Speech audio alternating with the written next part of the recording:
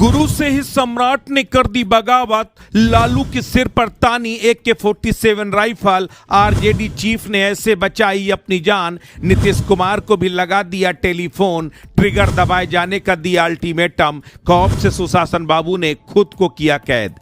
बिहार की धरती को शिक्षा की पाठशाला कहा जाता है। बिहार ही वो प्रदेश है जिसे लोग राजनीति की जननी भी कहते हैं, लेकिन 80 का दशक आते आते पाटिल पुत्र में बाहुबलियों की खेती का आगाज हो जाता है। बाहुबल के दम पर सियासत चलाने लगते हैं, बंदूक के दम पर वोट की चोरी करने लगते हैं। 3 दशक तक बिहार में एक से बढ़कर एक बाहुबली हुए, कई नेता और माननीय बन गए। नीतीश कुमार की सरकार बनने के बाद बाहुबलियों पर नकेल कसी।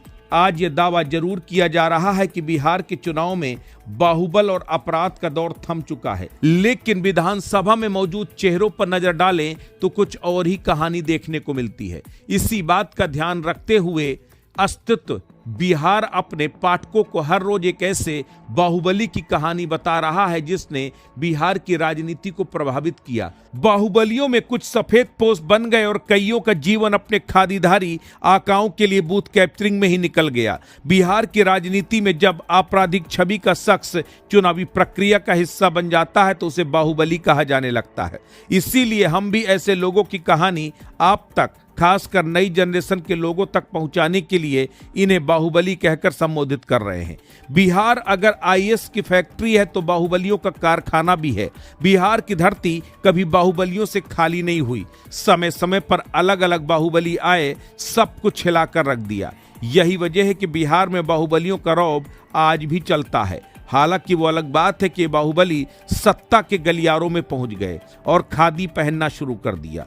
अब आप सोच रहे होंगे कि भला हम बाहुबलियों की चर्चा क्यों कर रहे हैं, तो चलिए हम आपको बताते हैं इसके पीछे कहानी। अस्तित्व बिहार अपनी श्रृंखला बाहुबली लेकर आपके बीच आया है, जिसमें हम आपको बिहार के उन नामी बाहुबलियों से रूबरू कराएंगे जिनके बारे में जेनजी ने ज्यादा पढ़ा और जाना नहीं होगा। ऐसे में आज हम उस बाहुबली की बात करेंगे जो बिहार में पहली बार AK-47 जैसा हथियार लेकर आया, अपराध को अंजाम देने में उसका प्रयोग किया। इतना ही नहीं, एक ऐसा कुख्यात जिसकी एक तस्वीर तक बिहार पुलिस के पास नहीं थी। जी हां, आप में से कुछ लोग समझ चुके होंगे कि उस बाहुबली का नाम अशोक सम्राट है। नाम देखकर कंफ्यूज मत होइए, ये भारतवर्ष के वैभवशाली इतिहास का हिस्सा रहे अशोक सम्राट की कहानी नहीं। ये 1990 के दशक में बिहार के बड़े हिस्से में अपने खौफ से चुनाव को प्रभावित करने वाले अशोक सम्राट की कहानी है। आज बिहार के ज्यादातर आपराधिक गिरोह के पास AK-47 राइफल है, लेकिन इस घातक हथियार को इस पवित्र धरती पर सबसे पहले अशोक सम्राट लेकर आया। इस बात की पुष्टि NIA भी कर चुकी है। माना जाता कि अशोक सम्राट बिहार में AK-47 उस दौर में यूज कर रहा था जब बिहार पुलिस ने इसे देखा तक नहीं था। यह बात 1990 के दशक की है। बेगूसराय की धरती पर पैदा हुए अशोक सम्राट अपने दौर के उन सबसे बाहुबली, यूं कहे गैंगस्टर थे। उनकी तूती गोरखपुर तक बोलती थी। उस दौर में बेगूसराय और मुजफ्फरपुर में 2 कंपनियां थीं, एक रीता कंस्ट्रक्शंस और दूसरी कमला कंस्ट्रक्शंस। ये दोनों कंपनियां रेलवे का ठेका लिया करती थी।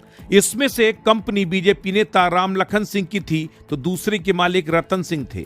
रतन सिंह की कंपनी को ठेका दिलाने के लिए अशोक सम्राट अपने बाहुबल का प्रयोग करते थे। वहीं राम लखन सिंह की कंपनी को ठेका दिलाने के लिए मोकामा के बाहुबली सूरजभान सिंह काम करते थे। बिहार पुलिस से रिटायर हो चुके अफसरों की माने तो रेलवे का ठेका पाने के लिए उस दौर में सूरजभान सिंह और अशोक सम्राट में वर्चस्व की जंग चल रही थी। इस जंग में खुद को 20 साबित करने के लिए अशोक सम्राट ने पंजाब में सक्रिय खालिस्तान समर्थकों से हाथ मिला लिया। माना जाता कि अशोक सम्राट को खालिस्तान समर्थकों ने ही AK-47 राइफल सप्लाई की थी।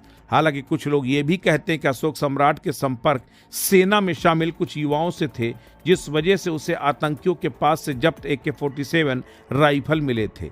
बिहार के पूर्व DGP गुप्तेश्वर पांडे उस दौर में बेगूसराय के SP थे। उन्होंने सबसे पहले अशोक सम्राट गिरोह के लोगों से AK-47 सूरजभान सिंह के घर से AK-56 की जब्ती की थी।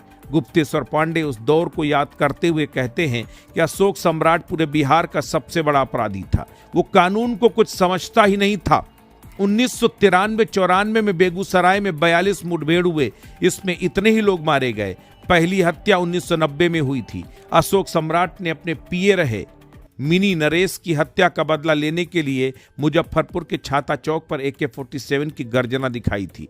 छाता चौक पर दिन दहाड़े अशोक सम्राट ने गुर्गों को थाने के ठीक बगल में बाहुबली चंद्रेश्वर सिंह की हत्या की थी।